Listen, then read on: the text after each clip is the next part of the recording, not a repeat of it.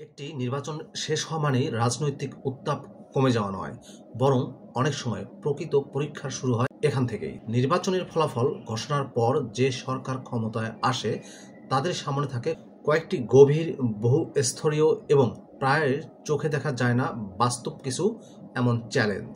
আজ আমরা সেই চ্যালেঞ্জগুলোকে সরাসরি খুব খোলামেলা করে বিশ্লেষণ করব। কোনো পক্ষপাত নয়, শুধু বাস্তবতা, তথ্য, অভিজ্ঞতা এবং রাজনৈতিক অর্থনীতির কঠিন সত্য নিয়ে আমরা সব কিছু জানার চেষ্টা করব। আশা করব আপনারা ভিডিওটি কন্টিনিউ করবেন। শুরুতেই একটা কথা পরিষ্কার করে বলি, একটি সরকার ক্ষমতায় আসা যতটা না চ্যালেঞ্জিং, ক্ষমতায় টিকে থাকা তার চেয়েও কঠিন। কারণ ক্ষমতার প্রথম শত্রু হচ্ছে অবিশ্বাস এবং দ্বিতীয় শত্রু হলো অকার্যকারিতা। কোনো দেশেই এসবের বাইরে নয়। America, France, Brazil, Sri Lanka, Pakistan সব দেশেই এই পরবর্তী সংকট দেখা গেছে, তাই বাংলাদেশেও এর ব্যতিক্রম নয়। আজকের ভিডিওতে আমি আপনাকে খুব পরিষ্কার করে সহজ ভাষায় নির্বাচনের পর নতুন সরকারের সামনে থাকা সবচেয়ে বড় কঠিন চ্যালেঞ্জগুলো নিয়ে আলোচনা করব। এগুলো শুধু রাজনৈতিক চ্যালেঞ্জ না, এর মধ্যে আছে প্রশাসন, অর্থনীতি, আন্তর্জাতিক চাপ, নীতি বাস্তবায়ন এবং আরও অনেক সূক্ষ্ম বিষয়। একে একে সব কিছু খুলে বলবো, আর শেষে থাকবে একটা শক্তিশালী সারাংশ যা আপনাকে বুঝতে সাহায্য করবে আগামী 5 বছরে আমাদের রাষ্ট্রীয় নীতি নির্ধারণ কোন দিকে এগোতে পারে। চলুন শুরু করা যাক। বিশ্বাসযোগ্যতার প্রথম পরীক্ষা, জনগণের গ্রহণযোগ্যতা। যখন একটা নির্বাচন শেষ হয় তখন নতুন সরকারের সামনে প্রথম প্রশ্নটি খুব সহজ হলেও কঠিন। দেশের মানুষ কি মনে করে এই সরকার সত্যিকারের প্রতিনিধিত্ব করছে? তো কারণ গ্রহণযোগ্যতা মানে ভোটের কাগজে হিসাব নয়, গ্রহণযোগ্যতা মানে জনগণের স্বস্তি, নিশ্চয়তা এবং আশা তৈরি হওয়া। যদি দেশের বড় অংশ মনে করে নির্বাচন হয়েছে কিন্তু তারা বাদ পড়েছে অথবা তাদের প্রশ্নের জবাব পাওয়া যাচ্ছে না, তাহলে যে কোনো নীতি, যে কোনো পরিকল্পনা শুরুতেই বাধার মুখে পড়তে পারে।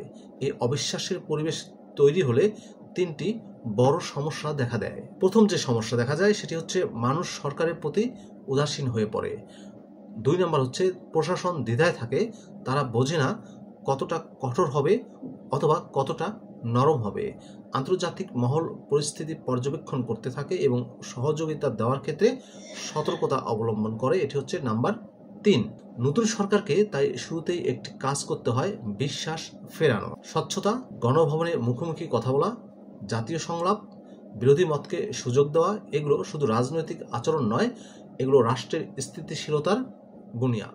এরপরে যে বিষয়টি নিয়ে কথা বলবো সেটি হচ্ছে রাজনৈতিক সংলাপের সংকট, প্রতিপক্ষ ছাড়াই সিদ্ধান্ত নেওয়ার ঝুঁকি।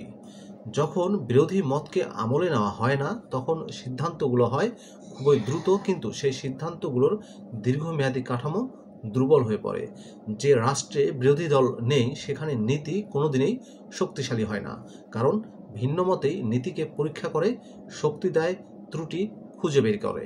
এটা শুধু বাংলাদেশে নয়, সিঙ্গাপুর, দক্ষিণ কোরিয়া থেকে শুরু করে ইউরোপের যে কোনো দেশেই দেখা যায় দক্ষ ও দীর্ঘমেয়াদী নীতি তৈরি হয় তখনই যখন সিদ্ধান্ত গ্রহণের আগে বিতর্ক হয়, পাল্টা যুক্তি ওঠে, বারবার নীতি প্রেশার টেস্ট করা হয়। বিরোধী দল না থাকলে নীতি ভুল হওয়ার সম্ভাবনা বেড়ে যায়। অন্যদিকে সমাজে চাপ বাড়তে থাকে, জমতে থাকে, মানুষের মধ্যে সন্দেহ জন্মায়, কেউ কথা বলছে না কেন।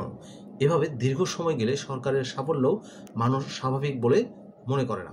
এরপরে যে বিষয়টি নিয়ে বলবো সেটা হচ্ছে অর্থনীতির চাপ, মুদ্রাস্ফীতি, ডলার সংকট, বাজেট সংকোচন।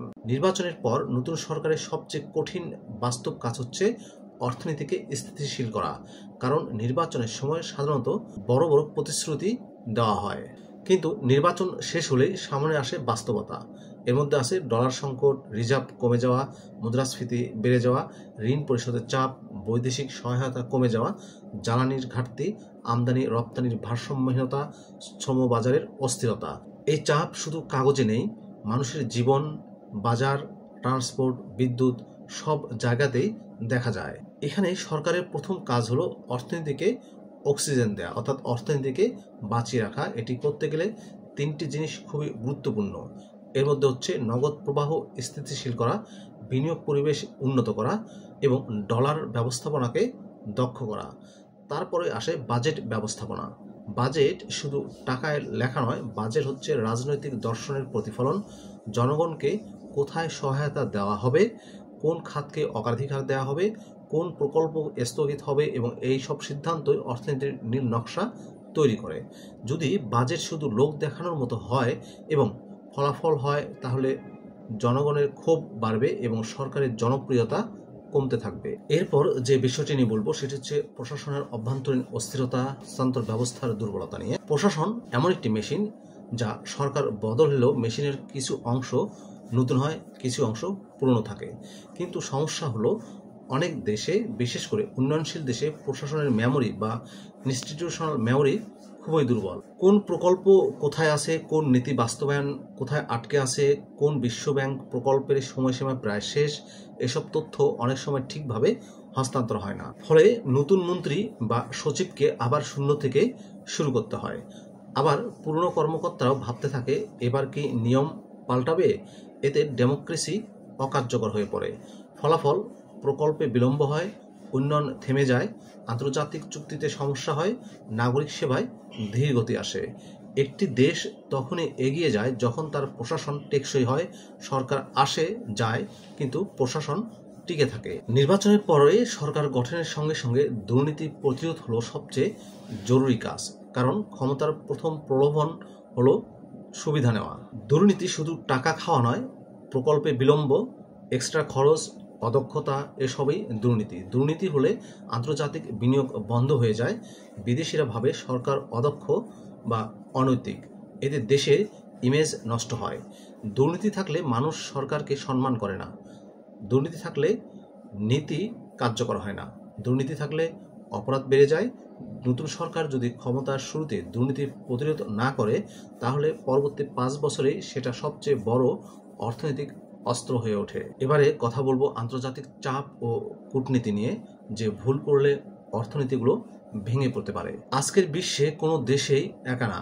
যে দেশের অর্থনীতি আমদানি নির্ভর, যে দেশের রেমিটেন্স দরকার, যে দেশের রপ্তানি আন্তর্জাতিক বাজারে, সেই দেশের জন্য কূটনীতি শুধু রাষ্ট্রীয় বিষয় নয়, অর্থনীতির টিকে থাকারও বিষয়। নির্বাচনের পর নতুন সরকারকে কয়েকটি কঠিন বাস্তবতার মুখোমুখি হতে হয়। প্রথমত, আন্তর্জাতিক শক্তিগুলো দেখে সরকার কতটা বৈধ, কতটা স্থিতিশীল। দ্বিতীয়ত, বিদেশি বিনিয়োগকারীরা দেখে আইন শৃঙ্খলা কেমন, সরকারের নীতি কতটা স্থিতিশীল। তৃতীয়ত, যেসব দেশ ঋণ দেয় তারা দেখে আমাদের টাকা ফেরত পাওয়ার গ্যারান্টি কি। এখানে ভুল করলে দেশ বড় সমস্যায় পড়ে যায়। শ্রীলঙ্কা, লেবানন, পাকিস্তান সব দেশেই ভুল কূটনীতির কারণে অর্থনৈতিক বিপর্যয়ের মুখে পড়েছে। তাই নতুন সরকারকে খুব হিসেব করে চলতে হবে। চীন, ভারত, যুক্তরাষ্ট্র, ইউরোপ সব স্টেক হোল্ডারের সঙ্গেই ভারসাম্য সম্পর্ক বজায় রেখে চলতে হবে। সামাজিক স্থিতিশীলতা, শেষমেশ সবকিছু নির্ভর করে জনগণের উপর। দিন শেষে একটি সরকারের সবচেয়ে বড় শক্তি হলো তার দেশের জনগণ। মানুষ যদি মনে করে তাদের জীবন উন্নত হচ্ছে, তাহলে সরকার শক্তিশালী। যদি মনে করে কিছুই বদলায়নি, তাহলে সরকারের যে কোনো কৃতিত্বই অর্থহীন হয়ে যায়। সামাজিক স্থিতিশীলতা আসে 3টি জায়গা থেকে। এই 3টি জায়গা হচ্ছে মানুষের নিরাপত্তা বোধ, জীবিকার নিরাপত্তা এবং ন্যায় বিচারের নিশ্চয়তা। এই 3টি বিষয় মানুষকে বলে হ্যাঁ, সরকার আছে।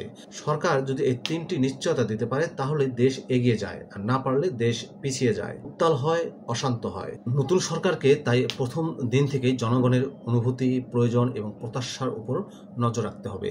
কারণ জনগণ যদি দূরে সরে যায়, সরকারের শক্তির ভিত্তিটা দুর্বল হয়ে পড়ে। নির্বাচনে জেতার এক ধরনের লড়াই, কিন্তু নির্বাচন জেতার পর ক্ষমতায় টিকে থাকা, নীতি বাস্তবায়ন করা, দেশকে এগিয়ে নেওয়া, এটাই হচ্ছে প্রকৃত লড়াই। এটাই বাস্তব, এটাই কঠিন এবং এটা সবচেয়ে বড় সত্য। এই ভিডিওর লক্ষ্য হলো আপনার মাঝে সেই সচেতনতা তৈরি করা, যাতে আপনি শুধু ভোটার নন, আপনি একজন জবাবদিহি দাবি করা নাগরিক। যত বেশি নাগরিকরা সচেতন হবে, তত বেশি রাষ্ট্র শক্তিশালী হবে। আপনার মতে নতুন সরকারের সবচেয়ে বড় চ্যালেঞ্জ কোনটি? অবশ্যই কমেন্টে জানাবেন। আপনার মতামত এই চ্যানেলের সবচেয়ে বড় শক্তি হয়ে উঠবে। যদি এই ভিডিওটি তথ্যবহুল মনে হয়, লাইক করবেন, শেয়ার করবেন আর সাবস্ক্রাইব করবেন। কারণ সামনে আসছে রাষ্ট্র, বিশ্ব, কূটনীতি বিশ্লেষণ নিয়ে আপনার দৃষ্টিভঙ্গি বদলে দেওয়ার মতো কন্টেন্ট, অথবা আপনি কমেন্টে লিখে জানান আপনি কোন বিষয় নিয়ে আরও বিস্তারিত জানতে চান। আপনার মতামতেই ভবিষ্যতের ভিডিও নির্ধারণ করবে। ভালো থাকবেন সবাই, ধন্যবাদ, দেখা হবে পরের ভিডিওতে।